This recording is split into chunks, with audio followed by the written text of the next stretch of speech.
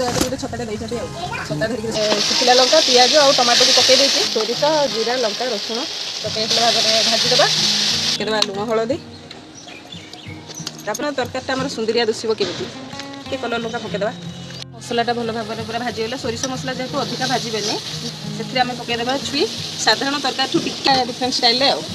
तो आपण मैंने देखो लास्ट पर्यंत भिडियोटा जानीपारे तो भर टे समय कवर करवा से भल भाव सीखी जाऊ से बड़ी टाइप रो बरा बिरी रे बरा छांकी छुई आलू 50% पानी टे कमी जाइए टिके अल्प आउ पानी देवा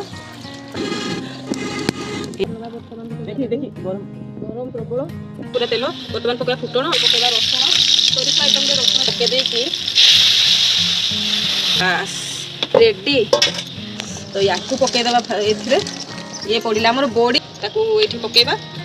एबे पकईदेवा टिके धनिया पत्र बढ़िया बास्ना होची बहुत सुंदर देखा भी जाऊँगी आपण मैंने भी मिठाई बनई ट्राए कराए।